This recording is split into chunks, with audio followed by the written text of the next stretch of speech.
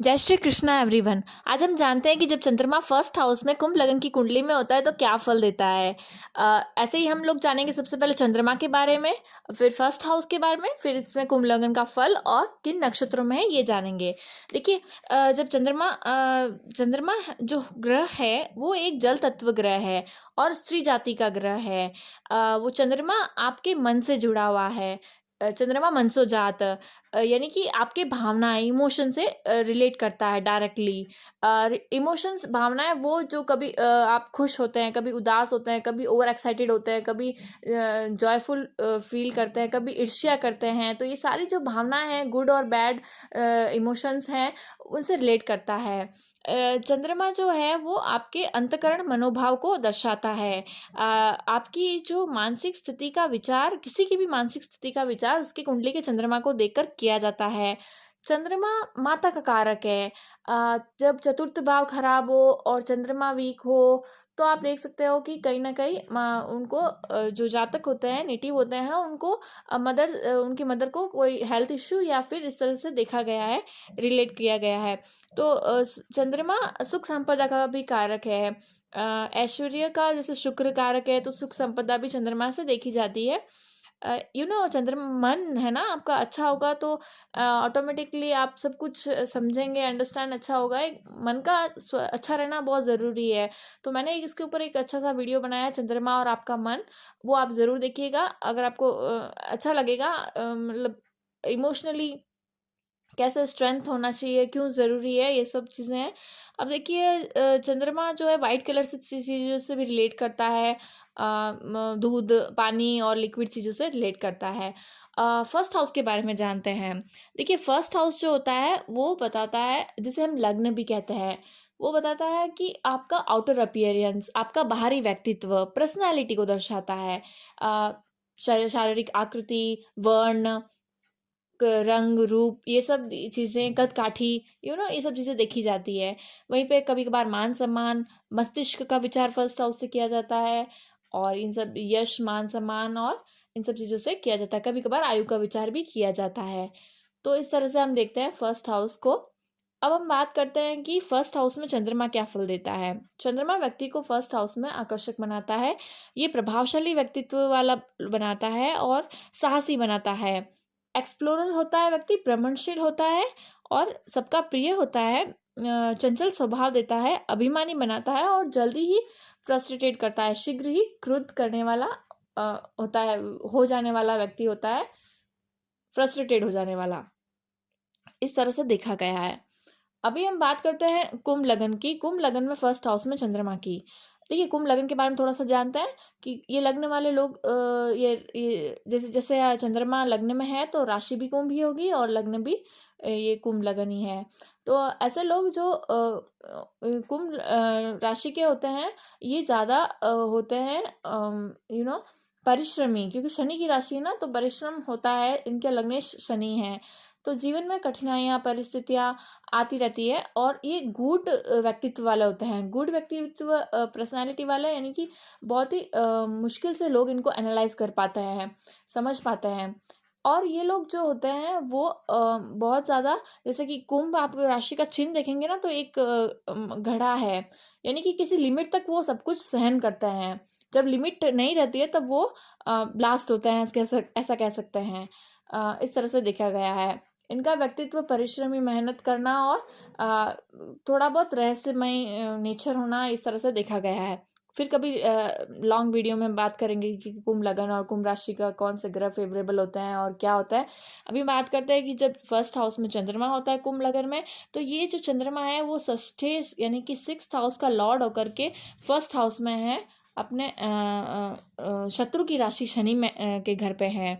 तो इस वजह से ये थोड़ा बहुत जो है आपका शारीरिक रोगी बना सकता है, क्योंकि रोग भाव है ना, सिक्स्थ हाउस है जो रोग, रिपू, ऋण का भाव है। तो थोड़ा बहुत शरीर से रोगी बना सकता है। मन में भय, चिंता होना, परेशानियाँ इस तरह से देखा गया है। शत्रु पक्ष से भी आप कठिनाइयों से आप सामना करते हैं, ये कह सकता है कि अपने जीवन में, क्योंकि सिक्स्थ लॉर्ड रोग रिपुऋण है इस तरह से। पर आप अपने मनोबल से शत्रुओं पर अपना प्रभाव स्थापित करते हैं। आप झगड़ों में विजय प्राप्त करते हैं। यहाँ पे चंद्रमा अपनी 7वीं दृष्टि से सिंह राशि को देख रहे हैं, जहाँ 5 लिखा हुआ है ना, वो 7th दृष्टि से 7th हाउस को देख रहे हैं। तो ये पार्टनरशिप का है, मैरिड लाइफ का हाउस है, तो अपने ही मित्र की राशि को देख रहे हैं, तो इससे रिलेटेड परिणाम शुभ ही रहेगा। उसी तरह से बात करते हैं कि चंद्रमा का यहाँ पे अंश बल होना ज़रूरी है, तब तो आप सारी चीज़ों से, भले परेशानियाँ आए, कठिनाइयाँ आए, शत्रु हो, रोग, आप सबसे जीत जाएंगे, ऐसा कह सकते हैं। चंद्रमा का स्ट्रांग होना ज़रूरी है, मन का स्ट्रांग होना, तो शुक्ल पक्ष की 10वीं से कृष्ण पक्ष की 5वीं तक का चंद्रमा पूर्ण बलि चंद्रमा कहा जाता है। यानी इसके बीच अगर आपका जन्म हुआ, जैसे शुक्ल पक्ष की 11 को, एकादशी को इस तरह से जन्म हुआ हो, तो ये बलि चंद्रमा माना जाएगा। जबकि शुक्ल पक्ष की तृतीया को जन्म हुआ हो, तो ये थोड़ा अंश बल में कम चंद्रमा है। इस वजह से आप भगवान भोलेनाथ की उपासना कर सकते हैं। आप जल का ग्रहण ज़्यादा कर सकते हैं, वाटर को सेव करना, जल को संरक्षित रख सकते हैं, और आप पूर्णिमा का व्रत कर सकते हैं। इस तरह से आप अपने चंद्रमा को स्ट्रॉन्ग कर सकते हैं। वहीं पे अगर चंद्रमा के साथ राहु हो, या फिर केतु हो, या फिर शनि हो, इस तरह से राहु केतु शनि की दृष्टि चंद्रमा पर हो, इस तरह से ये चंद्रमा को थोड़ा सा वीक कर देंगे। या फिर आपके जो, या जहाँ पे 12 लिखा हुआ, जहाँ पे 10 लिखा हुआ, वहाँ पे कोई भी ग्रह ना हो, तो ये केमद्रुम योग हो जाएगा। इस तरह से ये अकेला चंद्रमा हो जाएगा, तो ये थोड़ा कॉम्प्लिकेटेड देगा। तो जैसे चंद्रमा को स्ट्रांग करिए, मोती धारण कर सकते हैं तो करिए, या ना जो ये छोटे मोटे उपाय हैं, वाटर को सेव करना, वाइट चीज़ों का दान करना, इससे आप रिलेट कर सकते हैं, तो ये इससे स्ट्रांग कर सकते हैं। तो इस तरह से हमने जाना कि चंद्रमा का क्या फल होता है कुंभ लगन के फर्स्ट हाउस में। अब हम जानते हैं कौन से नक्षत्र में हो सकता है। देखिए, जब कुंभ लगन में चंद्रमा है, यानी कुंभ राशि में है, तो ये हो जाता है धनिष्ठा नक्षत्र में, या शतभिषा नक्षत्र में, या फिर पूर्व भाद्रपद नक्षत्र में। धनिष्ठा नक्षत्र के तृतीय या चतुर्थ चरण में ये चंद्रमा हो सकते हैं, तो आपका नक्षत्र कहलाता है धनिष्ठा नक्षत्र। चंद्रमा का नक्षत्र बहुत इंपॉर्टेंट रखता है, हर तरह से मैटर करता है। सभी ग्रहों के नक्षत्र होते हैं, लेकिन चंद्रमा का नक्षत्र इंपॉर्टेंट होता है। तो कभी बड़ी लॉन्ग वीडियो बनाएंगे, क्योंकि चंद्रमा का नक्षत्र को तो बनानी ही पड़ेगी, अलग से बनाएंगे। लेकिन अभी एक एक लाइन में जानते हैं। धनिष्ठा का नक्षत्र का स्वामी मंगल होता है। मंगल के नक्षत्र में शनि, चंद्रमा शनि के घर में ठीक ठाक एवरेज फल देंगे। वहीं पे बात करते हैं शतभिषा नक्षत्र की, तो शतभिषा राहु का नक्षत्र होता है। तो शनि के घर में चंद्रमा राहु के नक्षत्र में है।